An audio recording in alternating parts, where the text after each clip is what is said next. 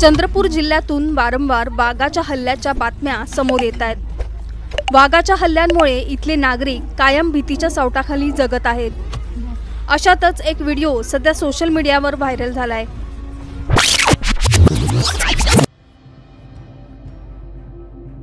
चंद्रपूर जिल्ह्यात वाघाला जेरबंद करण्यासाठी एकीकडे आंदोलन सुरू आहे, तर दुसरीकडे एका वाघिणीने रस्ता ओलांडताना मारलेल्या उडीमुळे एका जोडप्याचा जीव कंठाशी आला।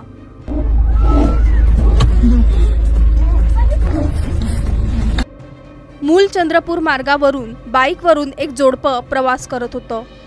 त्यावेळी अचानक त्यांच्याजवळ एका वाघिणीने उडी मारली। वाघिणीने अचानक केलेल्या या कृतीमुळे जोडप्याची अक्षरशः भीतीने गाळण उडाली। हा थरार तिथेच उभ्या असणाऱ्या कारमधील एका प्रवाशाने आपल्या मोबाईलमध्ये कैद केलाय। हा व्हिडिओ सोशल मीडियावर व्हायरल झाल्यानंतर पाहणाऱ्यांच्या मनात धडकी भरली आहे। दररोज वाढत जाणाऱ्या वाघांच्या हल्ल्यामुळे नागरिक सतत भीतीच्या छायेत वावरत आहेत।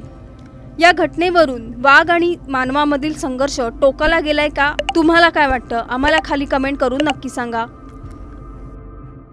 याच्यासाठी आता ही नेट लावली आहे, ग्रीन नेट दोन्ही साइडला, आणि लोकांची गर्दी होऊ नये म्हणून आमचे नेहमीच इथं गस्त सुरू राहते।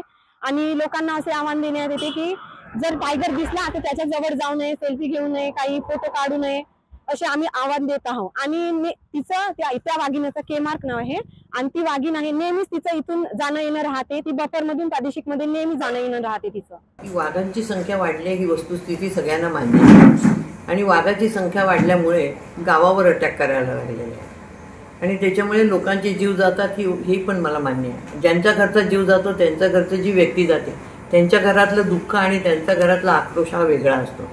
त्यामुळे अशाही लोकांना सहानुभूतीची गरज आहे। परंतु आता ह्या सगळ्यावर उपाययोजना करणं हा एक महत्त्वाचा विषय आहे।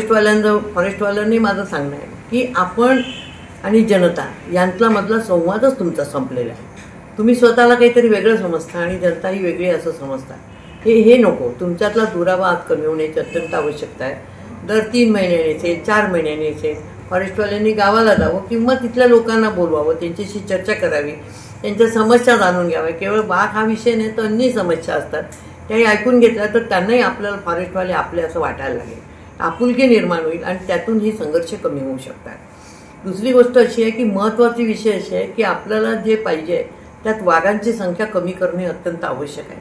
350 वाघ आपल्या जिल्ह्याच्या आजूबाजूला फिरत आहे आणि मुख्य म्हणजे कोअरमध्ये आहेत आहे, पण कोअरपेक्षा जास्ती आपल्याकडे ते बफरमध्ये आलेले आहे। आणि बफरमध्ये पाहिजे तेवढं खूप दाट जंगल आहे असं नाही म्हणता येणार, परंतु वस्त्या मात्र बफरमध्ये आहेत आणि त्यांचं पुनर्वसन करायचं नाही अशा पद्धतीचं बफरचा कायदा सांगतो आहे। त्यामुळे त्यांचं पुनर्वसन होऊ शकणार नाही आहे। आणि अशा वेळेला आपल्याला जर लोकांचे जीव वाचवायचे असेल तर फॉरेस्ट आणि जनता यांच्यामध्ये जसा संवाद असला पाहिजे तसं वाघाची संख्या कमी करणं अत्यंत आवश्यक आहे।